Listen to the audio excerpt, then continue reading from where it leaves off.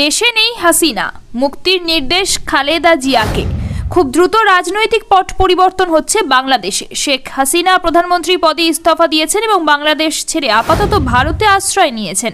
এরই মধ্যে এলো বড় খবর, জেলবন্দি খালেদা জিয়াকে মুক্তির নির্দেশ দেওয়া হয়েছে। বিএনপি নেত্রী খালেদা জিয়াকে মুক্তির নির্দেশ দিয়েছেন বাংলাদেশের প্রেসিডেন্ট। দুর্নীতি সহ একাধিক অভিযোগে গ্রেফতার হয়েছিলেন খালেদা জিয়া। 2018 সালে 17 বছর কারাবাসের নির্দেশ দেওয়া হয় তাকে। 78-এর খালেদা এখন অসুস্থ এবং হাসপাতালে চিকিৎসাধীন রয়েছেন তিনি। এক বিবৃতিতে বাংলাদেশের প্রেসিডেন্ট মোহাম্মদ শাহাবুদ্দিনের টিম জানিয়েছে, প্রেসিডেন্টের নেতৃত্বে একটি বৈঠকে সর্বসম্মতক্রমে সিদ্ধান্ত নেওয়া হয়েছে Bangladesh nationalist party chairperson Begum Khaleda জিয়াকে এখনই মুক্তি দেওয়া হবে। সেই বৈঠকে যোগ দেন সেনাপ্রধান ওয়াকার উজ জামান, সঙ্গে ছিলেন বাংলাদেশ নৌবাহিনী ও বায়ুসেনার প্রধান, ছিলেন বাংলাদেশ ন্যাশনালিস্ট পার্টি ও জামাত-ই ইসলাম পার্টি সহ বিভিন্ন বিরোধী রাজনৈতিক দলের নেতারা।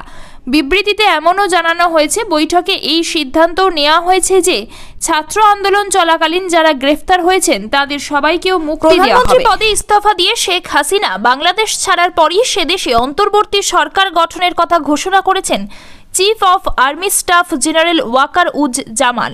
শুধু তাই নয়, সব দায় দায়িত্ব নিয়ে সেনাবাহিনীর প্রতি আস্থা রাখার জন্য বিক্ষোভকারীদের উদ্দেশ্যে আহ্বানও জানিয়েছেন তিনি। সেনাপ্রধান বলেন, আমরা একটা অন্তর্বর্তীকালীন সরকার গঠন করে দেশ পরিচালনা করব। প্রধানমন্ত্রী পদত্যাগ করেছেন, আপনাদের যত দাবি আছে সেগুলি পূরণ করব, দেশের শান্তি শৃঙ্খলা ফিরিয়ে আনব। প্রসঙ্গত, পূর্বতন জেনারেল মুস্তাফিজুর রহমানের কন্যা বেগম সারহানাজ কমলিকা রহমানের সঙ্গে বিয়ে হয়েছে সেনাপ্রধান জামানের। তাদের 2 কন্যা রয়েছে। মুস্তাফিজুর রহমান 1997 সালের 24 ডিসেম্বর থেকে 2000 সালের 23 ডিসেম্বর পর্যন্ত বাংলাদেশ সেনার চিফ অফ আর্মি স্টাফ ছিলেন। সেই মুস্তাফিজুর আবার শেখ হাসিনার সম্পর্কে কাকা।